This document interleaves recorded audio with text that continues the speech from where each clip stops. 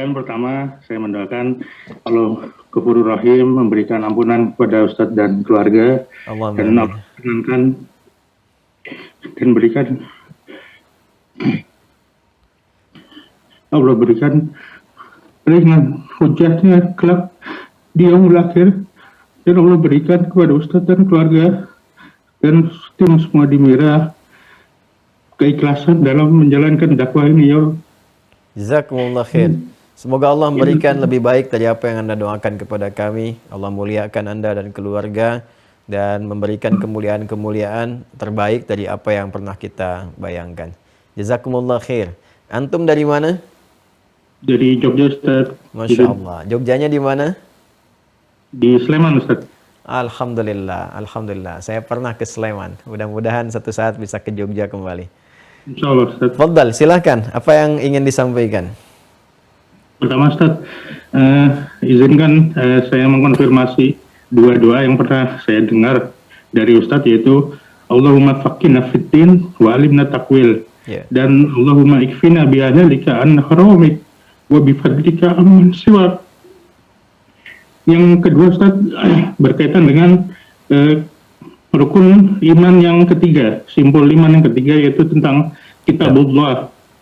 Ya, sampai kepada saya sebagai fakir ilmu bahwasanya turun pertama ayat yang kepada Nabi Muhammad SAW adalah surat Al-Alaq, surat ke-96 ayat pertama, dan seiring berjalannya berangsur-angsur turunnya wahyu, kalaupun ini salah saya mohon dikoreksi Ustaz, Al-Maidah ayat ketiga adalah ayat yang wahyunya yang diturunkan sebagai pengkonfirmasi bahwa lakum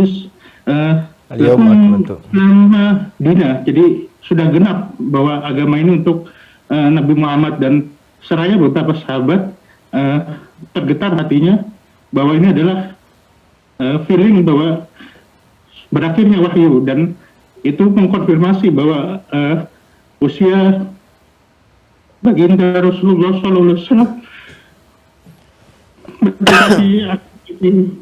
ya.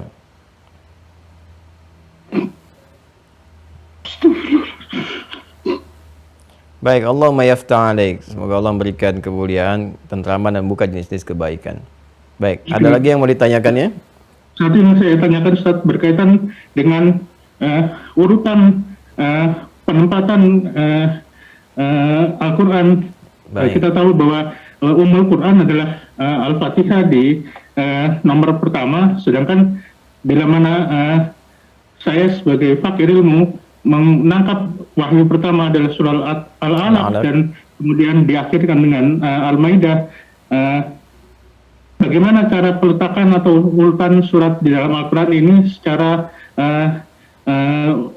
sejarahnya, atau bagaimana sekarang kita ketahui bahwa ada di 114 adalah surat An-Nas, surat pertamanya adalah Al-Fatihah. Itu Ustaz yang ingin saya sampaikan. Jazakallah khair. Mudah-mudahan bisa memberikan kemudahan dalam saya menerima ilmu dari Ustaz dan guru-guru lainnya. Jazakumullah khair. Jazakumullah khair. Allah ibarik fikum. Waalaikumsalam warahmatullahi wabarakatuh. Pertanyaan yang sangat baik, dan semoga dengan pertanyaan itu membuka wawasan-wawasan pengetahuan seperti yang guru-guru kita ajarkan, dan tersambung semua sanad-sanad pengetahuan itu kepada sumber pertama Rasulullah SAW yang mendapatkan wahyu dari Allah Subhanahu wa Ta'ala. Ingin mengonfirmasi yang pertama tentang doa yang tadi Anda sampaikan. Doa yang pertama, Allahumma faqihna fid din wa 'allimna at-ta'wil, adalah gambaran percikan dari doa yang kita dapatkan informasi redaksi ini dari Nabi SAW saat membacakan atau mendoakan Abdullah ibn Abbas radhiyallahu taala anhuma. Ya, ini juga bagian dari kerabat Nabi SAW, anak paman Nabi Abbas. Beliau punya anak bungsu namanya Abdullah. Anak pertamanya Fudail. Jadi Abbas ini radhiyallahu taala anhu, beliau seorang pedagang, kan? Sering juga keluar dan sebagainya, tapi setelah masuk Islam, Masya Allah, rajin juga ikut pengajian Nabi di sela-sela waktu senggangnya. Jadi ketika libur, aktivitas, ngaji dengan Nabi, dan keberkahannya didapatkan luar biasa. Bahkan riba yang pertama dibebaskan adalah ribanya Abbas. Jadi oleh Nabi diperhatikan betul cara dagangnya, bisnisnya supaya berkah, mendapatkan manfaat. Akhirnya di situ beliau kemudian menata keluarga dan sebagainya supaya semua berkah juga. Maka anak pertamanya dikhidmatkan ya oleh beliau untuk berkhidmat kepada Rasulullah, Fudail itu. Maka Fudail itu banyak membantu Rasulullah SAW, termasuk nanti dalam kisah akan wafatnya itu Fudail bersama Ali bin Abi Thalib radhiyallahu taala anhuma, itu kan itu yang mengangkat Rasulullah SAW. Ya, tadinya beliau SAW itu ada di tempat Sayyidah Maimunah kalau tidak keliru saat di Madinah itu, di salah satu istri beliau. Kemudian saat akan menjelang kepada wafatnya berpindah ke rumah Sayyidah Aisyah, ya beliau meminta izin, kemudian istri-istrinya mengizinkan, yang mengangkat itu Ali bin Abi Thalib dan Fudail. Fudail ini juga yang membawakan nanti air wudhunya Rasulullah SAW. Ya, sebelum wafat kan beliau berwudhu dulu, nanti wafat di pangkuan Sayyidah Aisyah radhiyallahu taala anha. Kemudian bungsunya itu Abdullah. Yang bungsu ini disiapkan oleh ayahandanya itu supaya beliau ini fokus di bidang agama. Masya Allah, di ilmu nih. Jadi kita bisa begitu tuh. Ayahnya boleh pedagang, diplomat, birokrat, atau ibunya demikian. Harus ada salah satu anaknya yang istimewa di bidang agama, itu kebanggaan kita di akhirat. Jadi ini satu ahli Quran, ahli hadis. Ya, siapa pemimpin keluarga di rumah nanti? Ya kan, saat kembali kepada Allah, mesti ada yang kita siapkan. Maka beliau menyiapkan Abdullah, anak kecilnya. Nah, maka Abdullah ini dari kecil didekatkan kepada Rasulullah, dibawa ke majlisnya, sehingga ada rasa kecintaan kepada Nabi SAW. Ya, sampai-sampai beliau pengen nginap di rumah bibinya Sayyidah Maimunah untuk melihat kebiasaan Rasulullah SAW dan seterusnya. Dari mulai merangkak-rangkak jalan itu kan dan seterusnya. Sampai Nabi kemudian melihat itu, ya didoakan Rasulullah itu. Ya, menyenangi, Rasulullah SAW menyenangi. Bahkan mengizinkan Abdullah kecil ini tidur, ya di mana? Di tempat bibinya Sayyidah Maimunah dan mengamati bagaimana Nabi tidur. Itu anak kecil sampai meriwayatkan hadis nanti cara bangun tidurnya Nabi. Ya, apa yang Nabi katakan, apa yang Nabi mohonkan, bagaimana Nabi ke toiletnya, ya berangkatnya bagaimana, sampai kemudian sholatnya, sampai ngintil-ngintil Nabi di belakang ikut sholat malam. Ya, itu yang di Abu Daud nomor hadis 1367 itu hadisnya Ibnu Abbas.